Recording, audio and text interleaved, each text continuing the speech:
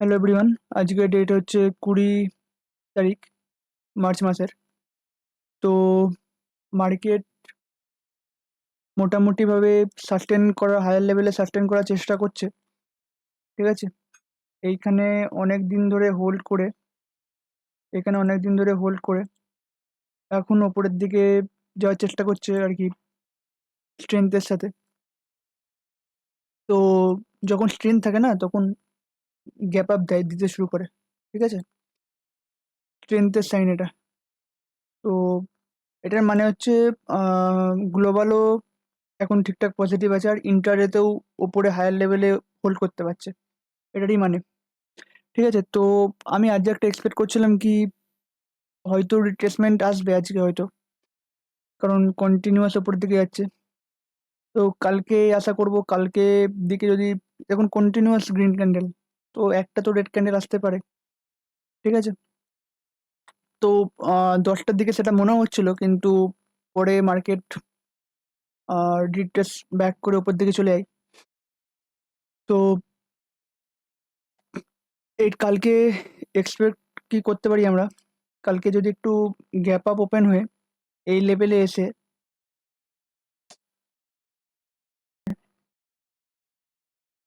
কোথাও ওপেন হয়ে ওপর দিকে যেতে শুরু করে, তখন আমরা এখানে যদি উইকনেস দেখতে পাই, তাহলে আমরা নিচের সাইডে ট্রেড করতে পারি রিট্রেসমেন্ট এর জন্য।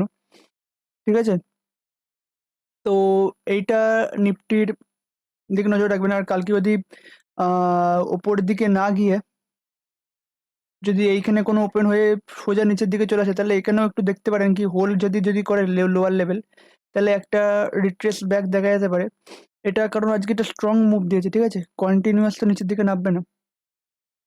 যদি নিচের দিকেও হোল্ড করে, তাহলে আমরা যে স্টকগুলো রেখেছি তার হিসাবে টার্গেট পেয়ে যাব। ঠিক আছে, তো যদি দেখি আমরা কি কি স্টক আছে না আছে আমাদের কাছে। আচ্ছা, তার আগে পজিশনটা দেখিয়ে দেবো, আজকের পজিশন বা আজকে এই মাসের পুরো পজিশন। আপডেট তো করা হয়নি কিছু, অনেকদিন পর ভিডিও আসছে যেহেতু। তো এই মাসে যদি আমি দেখি, ফান্ড আমি 1 লাখ অ্যাড করেছিলাম। ঠিক আছে, আগের মাসের প্রফিট 3,000 টাকা ছিল। এই মাসে সেরম কিছু প্রফিট হয়নি। ঠিক আছে, কারণ সাইকোলজিক্যাল ইস্যু আসছিল অনেক প্রচুর। ঠিক আছে, তো প্রথমে যখন আহ এখানে ভালো বোঝানো যাবে, যদি আমি এখানে দেখাই, যেহেতু আমি প্রত্যেকটা ট্রেড জার্নাল করি, সেই হিসাবে যদি কিছুটা বলার চেষ্টা করি আমি। দেখুন, প্রথম দিনই 5,000 টাকার প্রফিট হলো, তারপরে 800 টাকা, 1,000 টাকা, 400 টাকা। যখন এই সাইকোলজিক্যাল ইস্যু আসতে থাকলো এইখানে 10 মার্চ 10 মার্চ থেকে। ঠিক আছে, 11ই মার্চ, দেখুন এখানে লসগুলো দেখুন। কখনো এই এত লস আমি নিইনি, কারণ সেদিন তখন আমি একদিনে দুটো ট্রেড করছিলাম। ঠিক আছে, একদিনে দুটো দুটো ট্রেড করছিলাম, কিন্তু এটা তো আমার সিস্টেম না। সিস্টেম হচ্ছে একদিনে একটা ট্রেড করা। ঠিক আছে, তো এর কারণে দেখুন, পুরো প্রফিটটা দেখুন, মানে আর কি লসটা দেখুন, আর ব্রোকারেজটা দেখুন। ব্রোকারেজ পুরো একটা আমাদের যে স্টপ লস নিই তার সমান হয়ে গেছে। ঠিক আছে, এর কারণে একটুখানি ড্রডাউন এলো এইখানে, এইখানে, এইখানে তো ঠিকঠাক প্রফিট হয়ে গেছে। আচ্ছা, যখন আমি ট্রেড করছিলাম, যখন প্রফিট হচ্ছে, তখন আমি একটা ট্রেডের প্রফিট হচ্ছে। ঠিক আছে, একটা ট্রেডের 2,000 2,500 প্রফিট হচ্ছে, মানে 1,000 রিক্সে। ঠিক আছে, আর যখন লস হচ্ছে, তখন দুটো থেকে তিনটে ট্রেডে। ঠিক আছে, যখন এই লসগুলো হয়েছে, দেখুন এইখানে বড় লস, 3,400 টাকার লস। ঠিক আছে, 500 টাকার ব্রোকারেজ। ঠিক আছে, এখানে 3 দিন লুজিং স্ট্রিক ছিল, তারপরে একদিন প্রফিট এলো। আবার এখানে 2 দিন লুজিং ট্রিক।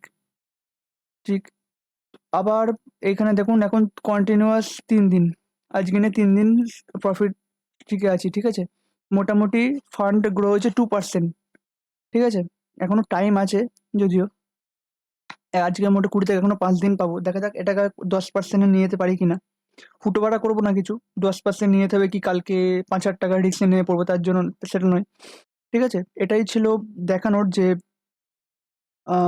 রিস্ক রিওয়ার্ড এখানে আমি বুঝতে পারছিলাম যে এখানে সাইকোলজিক্যাল কিছুটা ইস্যু আসবে।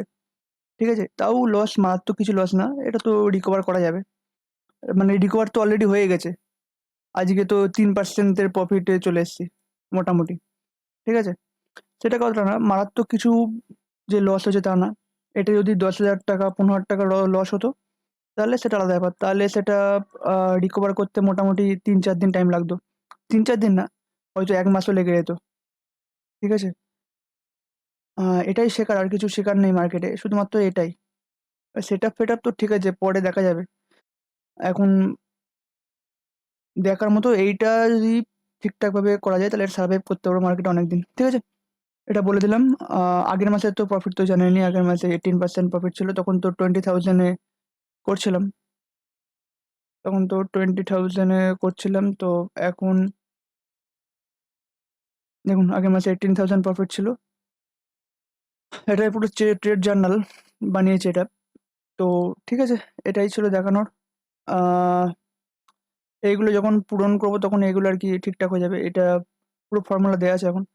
তো এটাই ছিল আজকে। আচ্ছা, আজকে ২ টো ট্রেড করেছিলাম। আজকে আমার এইখানে আর কি, এই স্টকে একটু ভিডিওটা বড় হয়ে যাচ্ছে। ও নেক্সট মিলস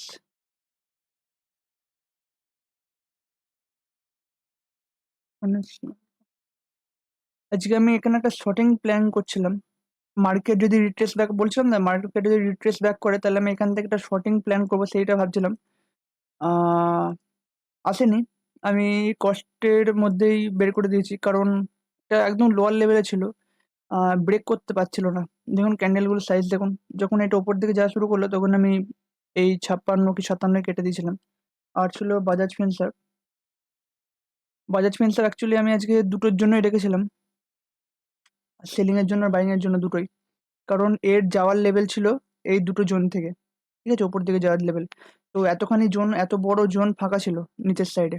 তো ভাবলাম যে অন্য কোনো স্টক সেলিং এর দিকে পাচ্ছিলাম না আর কি অ্যাকচুয়াল এন্ট্রি। তো এইখানে একটা ভালো এন্ট্রি পেলাম। আহ এন্ট্রি করেছিলাম 9টা 40 ক্যান্ডেলে। ঠিক আছে? তো এখানে 1:2 ভালো পেয়ে গেছি টার্গেট। আরো নিচের দিকে 1:3 অব্দি এসেছিল। ঠিক আছে? অত টার্গেট দরকার নেই আমাদের। আমাদের 1:2 যেটা রিস্ক রিওয়ার্ড, পরে দেখবো খুনি। একদিন কম বেশি ঠিক আছে, 1:2 3 হয়ে যাবে। ঠিক আছে? তো এটাই ছিল আজকের ট্রেড। আহ নিফটি যদি একবার বলে দিই, এইগুলো হচ্ছে কালকে স্টক যেগুলো দিয়েছিলাম। আরো স্টক ছিল প্রচুর।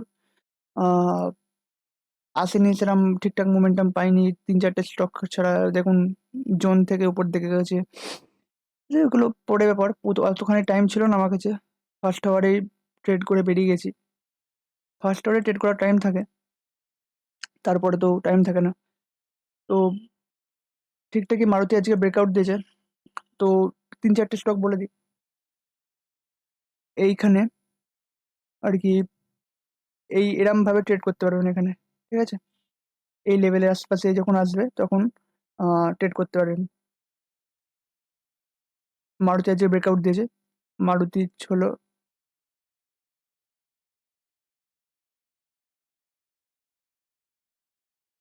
এই স্টককেও দেখুন, যখন এই লেভেলের কাছাকাছি আসবে তখন রিট্রেসমেন্ট করছে এখন। তো যখন লেভেলগুলো মার্ক করে রাখুন, এই লেভেল থেকে উঠবে।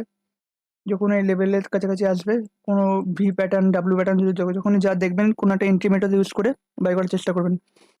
আর আছে বাজাজ ফিনসার্ভ। আহ, বাজাজ ফিনসার্ভও একটুখানি যদি দেখি আমি, বাজাজ ফিনসার্ভ হচ্ছে যখন এই লেভেলের আশপাশে আসবে, কোনো কিছু এতখানি তো হোল্ড করার দরকার নেই। এইখানে যদি কোনো সাপোর্ট বিল্ড হওয়ার চেষ্টা করে তখন এইখানে বাই করার চেষ্টা করতে পারবেন। ঠিক আছে? কোনো trend line breakout 1 minute time ফ্রেমে গিয়ে। ঠিক আছে? এইগুলোই ছিল আজকের অ্যানালিসিস। আর যদি বাজাজ ফিনান্সকে দেখেন, সেম সেম এই লেভেলে আসবে, হোল্ড করবে, যখন ওপর দিকে যাওয়ার চেষ্টা করবে তখন বাজাজ ফিনান্সে বাই করতে পারেন। সেলিং এর স্টক আছে, আমি তো কালকে প্রেফার করবো সেলিং এর স্টক। দেখা যাক কি হবে, কেমন হয়। যদি বাইং অপরচুনিটি পাই বাইং, সেলিং নাহলে সেলিং। আর যদি নিফটি ব্যাংক একবার যদি বলে দিই, নিফটি ব্যাংক আজকে একটু ওভারল্যাপিং কনসেপ্ট ছিল এখানে। এখানে আমি আজকে ব্যাংকিং স্টককে ট্রেড করার অ্যাভয়েড করার চেষ্টা করছিলাম কি এখানে সাইডওয়েজ হতে পারে মার্কেট। সাইডওয়েজ হলে রিট্রেস ব্যাক করতে পারে যে স্টকগুলো আছে ব্যাংকিং এর। ঠিক আছে? তো কালকে ব্যাংকিং এর দিকে কালকে সাইডওয়েজ হওয়ার চান্স আরো বেশি। সেলিং করতে হলে নিফটি এ করতে পারেন। সেলিং না মানে খুব বেশি না, ইন্টারডে বেসিসে 1:2-3 টার্গেট নিয়ে বেরিয়ে যান। কালকে এটা তো রিট্রেস পুরোটা খাওয়ার তো এখনো আর কি পুরো নিচের দিকে তো আসতে পারবে না। এখানে হোল্ড করার চেষ্টা করবে। ঠিক আছে? তো এটাই ছিল আজকের ভিডিও। ভিডিও খুব কম আসছে। ঠিক আছে, কোনো ব্যাপার না, টাইম হচ্ছে না। আহ, যেটা দেখালাম আর কি লসটাই ফোকাস করবেন বেশি। এই মাসে টোটাল ব্রোকারেজ লেগেছে 4,000 টাকা। ঠিক আছে? এই যে মোটামুটি তো উঠে এসছে। আহ, ঠিক আছে, বাই।